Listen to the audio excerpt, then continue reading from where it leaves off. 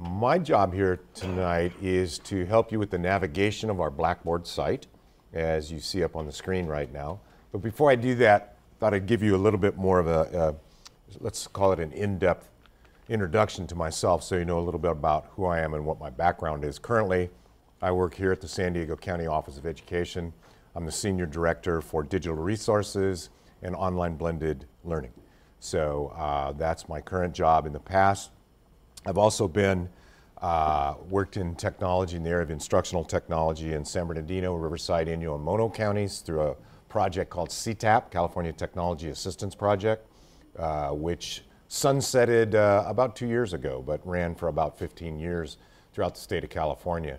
Prior to that, I was a district level technology coordinator in Temecula Valley Unified School District, and prior to that, I was a principal at two different elementary schools in Temecula, one in Irvine, and a elementary teacher in the district, Irvine Unified School District. So you add all that up, and it comes out to 39 years. So I'm also a person who can stand here today, and as Dr. Pumpian said, I can do a lot of reflection.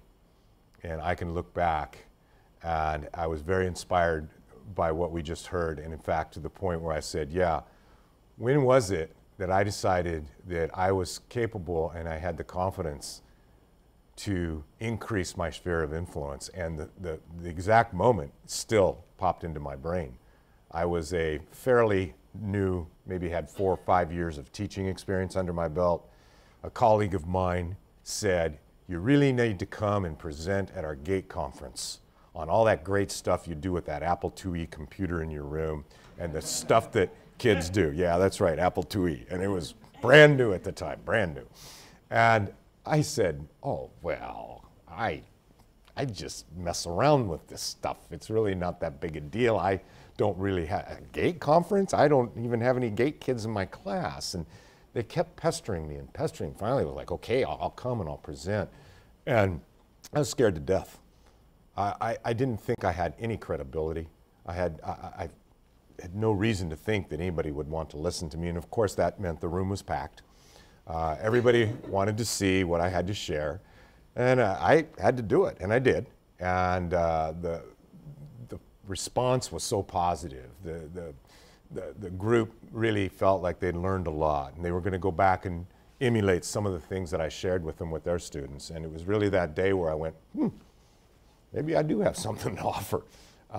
And not the rest is history, but it's been an evolving process for all 39 years. And I'm at the point now in my career where I have a lot to be proud of, and I still get up every morning and look forward to coming to work. I've gotten to the point where financially there's absolutely no reason for me to work anymore, which simply translates to I'm old, okay? And I've been in STIRS for 39 years. When you get old and you've been in STIRS for 39 years, you sit down with one of their counselors and they say, you're in the 10% club. And I said, I don't know what that means. And they said, only 10% of STIRS retirees retire with over 100% of their salary. And I went, okay, I think I've heard all I need to hear here. See you later. But the reason I'm still doing it is because of the people and because of the job. And that thing about why did I become an educator that's in my wallet? Yeah, it's really all about that. And every once in a while you do have to remind yourself why you're doing what you're doing. Because there are days when you go, I'm retiring. I can say that, you guys can't, but someday you'll be able to. It's the days you say, I'm sure glad I didn't retire last June, that you're reminded that, whatever you say in your belief statement, which is the beginning part of Module 3, I'll show you in a minute. Think about it. It's huge. A belief statement. It's really what makes you tick and why you're in this. So let's take a look. You're all familiar with Blackboard, so I don't need to explain that part to you. What I want to share with you this evening is, and hold on just a second, you don't have to move the camera here, but I do need to adjust the American flag. Now, this is not a political statement that I'm moving it to the left, okay? This is simply, I cannot see the full screen. But Our class is pretty much driven by, and I'm going to switch this over here. Okay. What you're seeing is the teacher's view in the context of these little blackouts here. Just mean we haven't published those yet. So when you go in, you're not going to see all those. What you will see starts with the announcements. You know what those are. You've seen one announcement already. We have our navigation bar here for the syllabus. It is a link. We didn't put the syllabus in there. It's a Google Doc, so you all know that if we update the Google Doc, we don't have to go back in and replace the syllabus here in Blackboard. It's just constantly updated. Our syllabus is a living document. We put in it what we think, what we're going to do. It's our best ideas at this time for how this class will function, how this class will pace, assignments that will be due. Hey, that could evolve. That could change in the period of 8 weeks, so we want to be flexible as well. Just, I'm not going to go through the whole syllabus, but you do have some contact information here that is repeated in another section on Blackboard. You got your course description, some of the standard things that you'll see in mini syllabus. Here are those visionary leadership standards. So this is right here in your syllabus. This is a very complete syllabus. You also, in addition to that, are looking at program design standards. There's also the CAPE standards that we talked about. You're already familiar with this because we were able to send this out to you earlier. Again, a reminder that if you haven't yet, and I'm sure you have, gotten the Fisher and Pumpian book here, that is available with the account that we gave you during the first semester on the digital content portal. That book is available there for you in a digital format if you so desire. Student requirements, again, you can read through these on your own. Here's where we get into the course structure. You can see right in the middle of the screen here, this is what we've been talking about. Module 1 is all about leadership habits every week, and that's aligned to CAPE 3. Module 2 is the school culture, also aligned to CAPE standards, and developing and articulating your leadership platform. As we move along, you'll see there's an overview of Module 1. As you move down, you'll see there's a complete list of assignments for the whole 8 weeks associated with Module 1 with the dates that we anticipate things will be assigned and things will be due. That could change. Then we identify, again, CAPE 2 and Module 2. We've done the same thing after we explain what's in the module. It's here in terms of these have to do with the culture, the pillars as we refer to them. This is a list of your assignments for that entire time. And then here's an overview for Module 3, which of course is your leadership platform. And it includes a kind of helicopter view also of what the assignments will be associated with this module throughout the 8 weeks, when they're assigned and when they're due. So having said that, we're going to go back and we're going to take a look at the left nav bar some more.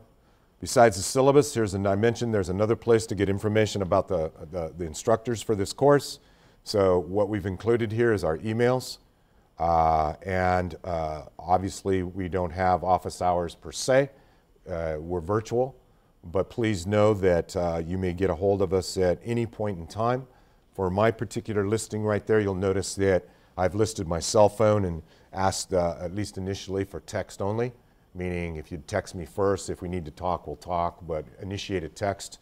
It's a lot more accurate for me based upon my schedule, not in the evenings, but during the day. I'm in a lot of meetings and whatnot that I'm not going to be able to answer a phone. I'm going to have to shut it off if it goes off, whereas the text, you know how it is. You can sneak a peek and you can say, oh, so-and-so needs some help. Good. Then in 20 minutes when I'm done here, I can text you back and say, hey, can I call you in 20 or something like that. So that will work best when it comes to that.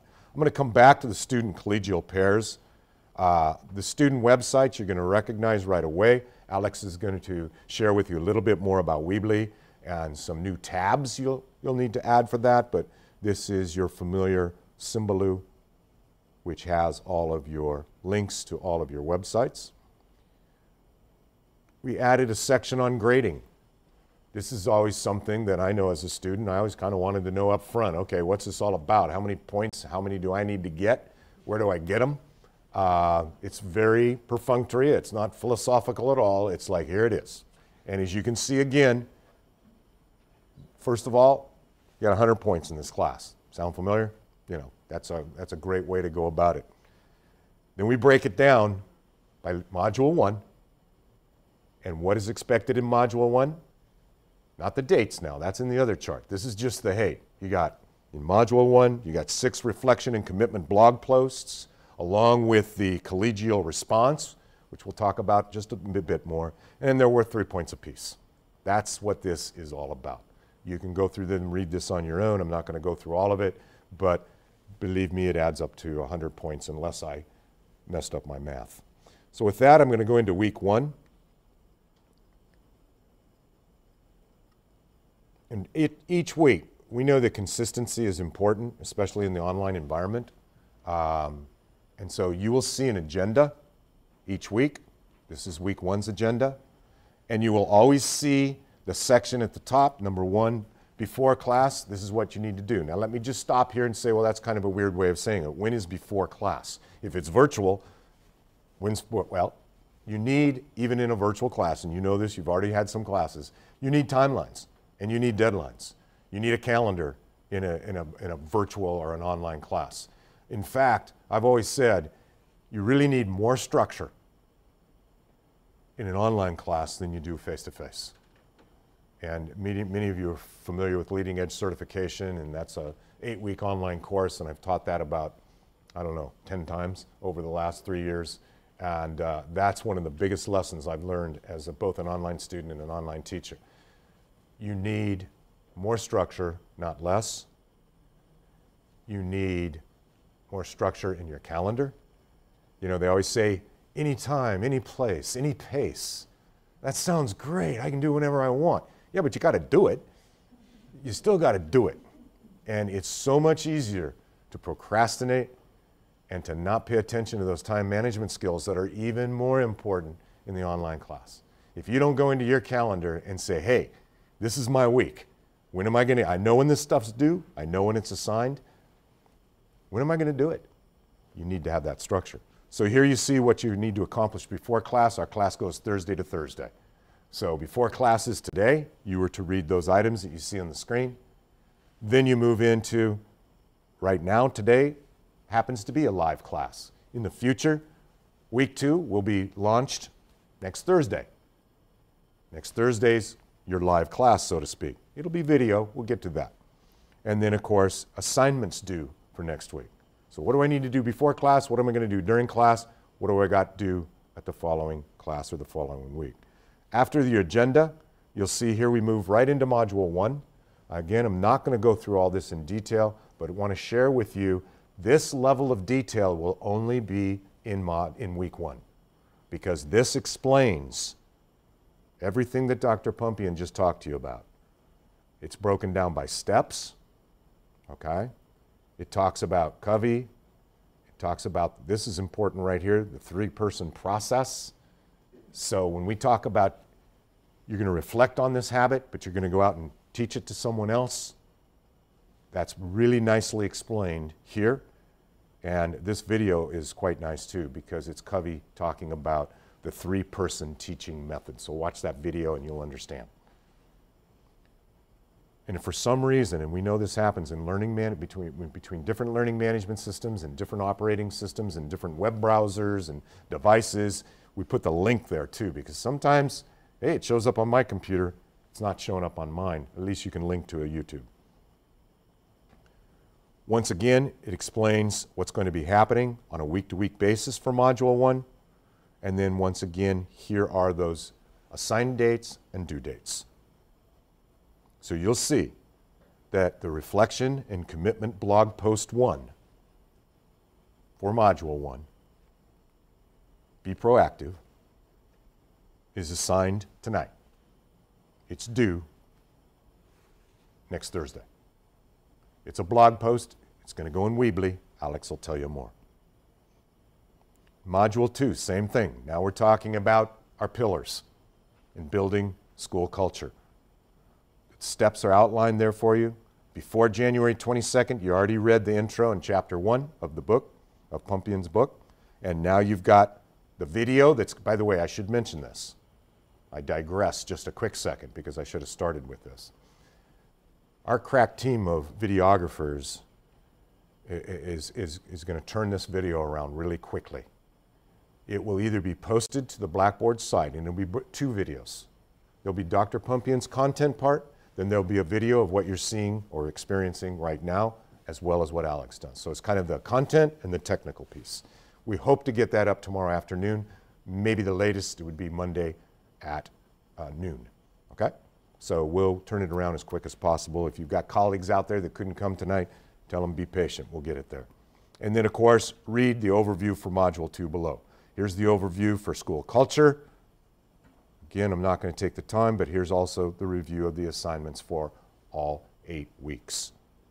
What's due for next week, next Thursday, is listed right here.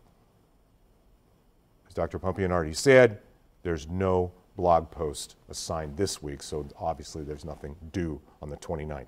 Your first pillar blog post, as you can see, will be assigned on January 29th and due on February 5th. Moving down to Module 3, we have the same exact format. We've outlined the steps. This is what you do before the 22nd. This is what you should do during class, which is the video piece. And then here's what you need to do in terms of reviewing all of Module 3 below. We outline what you'll be doing, where you're going, and here's how you'll get there. So an assignment for tonight is that you will, as you can see, write your belief blog post, and it's about 125 words, assigned tonight, due next Thursday. Okay?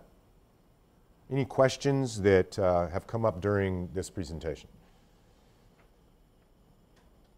Okay, so it's either utterly clear or you're on overload. Hopefully, you're clearly on overload. Yes, here's a question right front here, Alex. I am on overload, but actually the question I had was about the green, the first chapter of the green book. When I was looking on here, it looked like that was also part of this week or before class reading for the first chapter.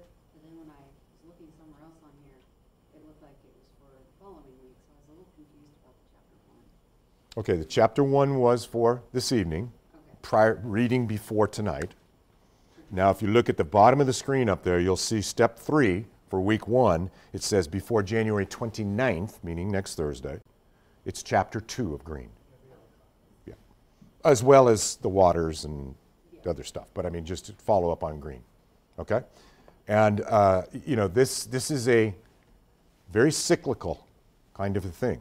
And one of the things you might get confused with if you're not real careful when you're looking at this is you've got week 1, week 2, week 3, but wait a minute, I got module 1, module 2, module 3.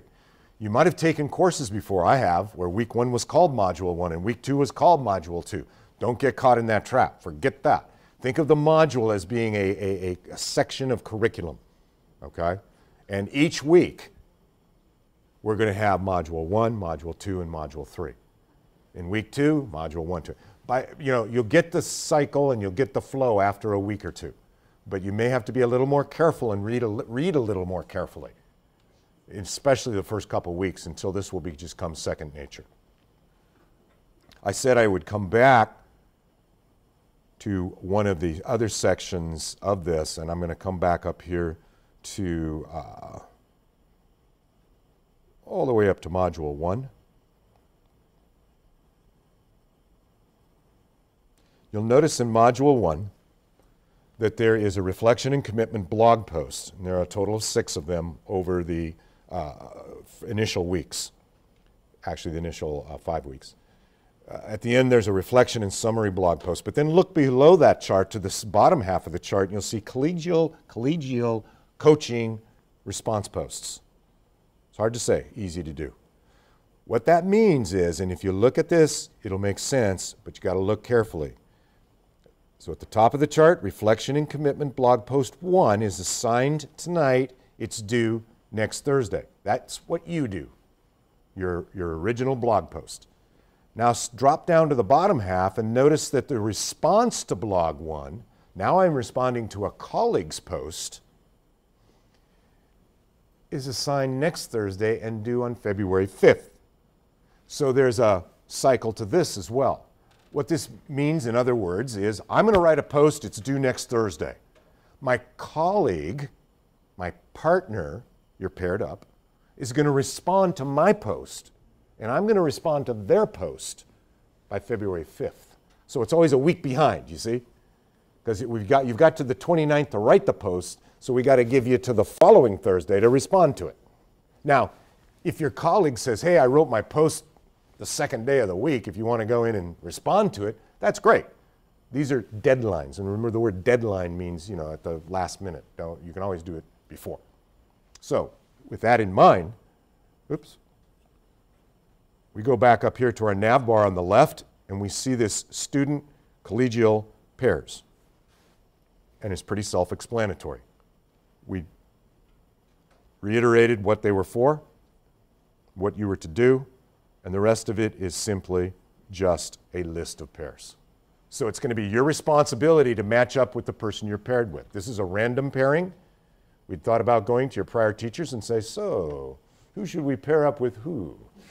We said, no, we wouldn't do that because you wouldn't do that with your students either, and it's simply a random pairing. So this is the person you're going to respond to. So you've had discussion boards before. It's like, post your discussion by this day, respond to 2 or more students by this day. That's not exactly what this is. It's similar, but it's much more intimate. You're going to get to know this other person and vice versa because you're going to be responding to them on a weekly basis.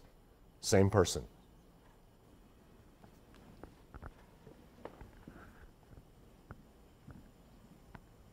Thank you. And one of the purposes of the collegial coaching in this intimate experience is the idea that one of the things you do as a leader is you coach others.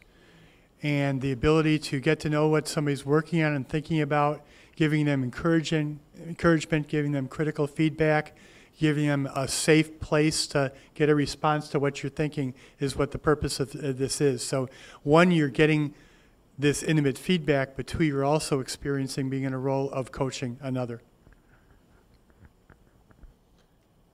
So that brings us to the point where I have completed our tour of Blackboard in our class, so to speak. And the last thing I'd like to say, oh, we have a question right here. So we're not posting to any of the, any discussion here. Both Right, you and yes. Dr. Pumpian are going to be looking at our websites for those updates. That's correct. We Okay. thought about this as we were planning our class because we could have done it a lot of different ways. And we really appreciated the fact that in your class with Instructor Heil, Jeff, you had an opportunity to create a Weebly site. And we thought, well, why not take advantage of that? It's already there, and have you post your blog posts. And by the way, a blog post typically is writing, and typically it will be, but occasionally your blog post will be something else. It won't just be paragraph type stuff.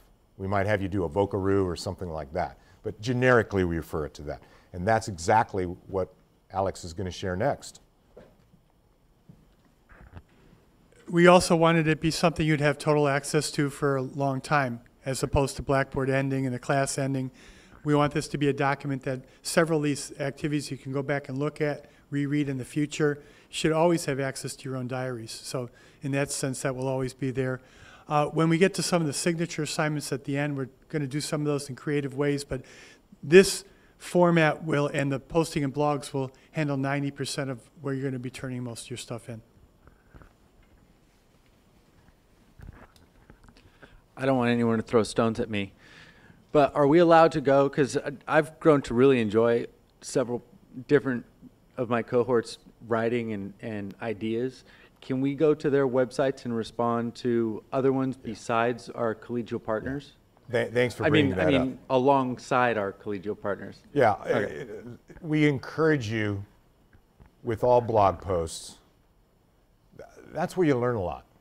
That's what I've discovered as being a student. What I love about discussion boards is there's like, I can read something for a minute or less, and I go, wow, never even heard of that. And so, yeah, we encourage you to respond to the blog posts. The ones that are quote unquote mandatory are these ones, the pairs of the collegial pairs. You'll also find that because you're be posting in 3 different blogs, that this is the only one where there's student-to-student responses. The other ones are mostly general posts that we're going to be reading and reviewing, and we would strongly encourage all of you to add comments to the other posts, because there will be no other feedback on those unless you self-initiate them.